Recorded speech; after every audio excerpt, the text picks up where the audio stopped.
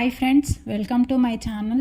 రైతులందరికీ big alert. ఇక్కడ మనం ఒక కార్డు గురించి అయితే తెలుసుకుందాము.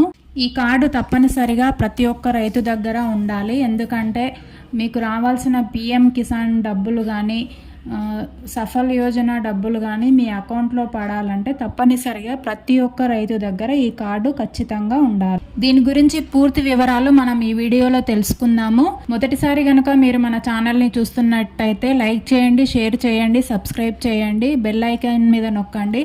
నేను చేసే ప్రతి వీడియో మీ వరకు వస్తుంది. ఇక్కడ చూడండి, ప్రముఖ దినపత్రికలో వచ్చినటువంటి వార్తా విశేషాలు. ప్రతి రైతుకు ఐడి కార్డు 11 అంకెలతో ప్రత్యేక నెంబర్ కేటాయింపు. రేపటి నుంచి రిజిస్ట్రేషన్ షురు. ఐడితో ఆధార్, పట్టాదారు పాస్బుక్, ఫోన్ నెంబర్ లింకు.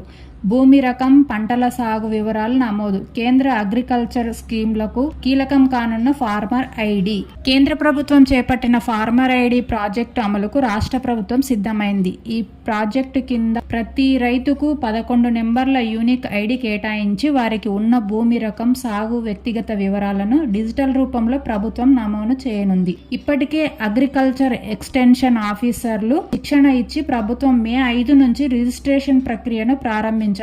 ఈ ఫార్మర్ ఐడి అనేది రైతులకు అందించే డిజిటల్ గుర్తింపు కార్డు అన్నమాట. ఇది ఆధార్ కార్డుతో లింక్ అయి ఉంటుంది. ఇందులో 11 నెంబర్స్ ఉంటాయి.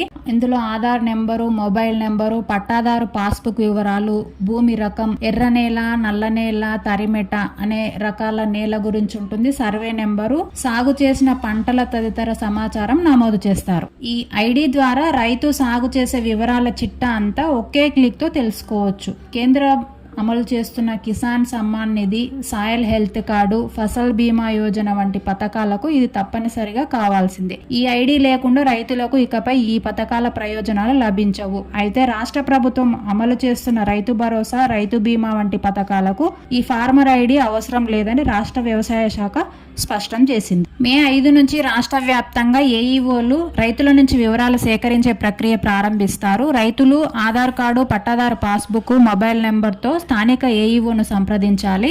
అలాగే భూమి వివరాలు, సాగు చేసిన పంటల సమాచారాన్ని అందించాల్సి ఉంటుంది. ఈ వివరాలను వ్యవసాయ శాఖ రూపొందించిన ప్రత్యేక యాప్లో నమోదు చేస్తారు. యాప్లో వివరాలు ఎంటర్ చేసిన తర్వాత రైతు మొబైల్కు ఒక ఓటీపీ వస్తుంది. ఈ ఓటీపీని యాప్లో నమోదు చేయగానే 11 అంకెల ఫార్మర్ ఐడి జనరేట్ అవుతుంది. ఫార్మర్ ఐడి ప్రయోజనాల గురించి తెలుసుకుందాము. ఫార్మర్ ఐడి ద్వారా కేంద్ర పథకాల ప్రయోజనాలు వేగంగా, పారదర్శకంగా అందుతాయి. ప్రకృతి విపత్తుల సమయంలో ఐడి నెంబర్ ఎంటర్ చేస్తే రైతు సాగు వివరాలు తెలుస్తాయి.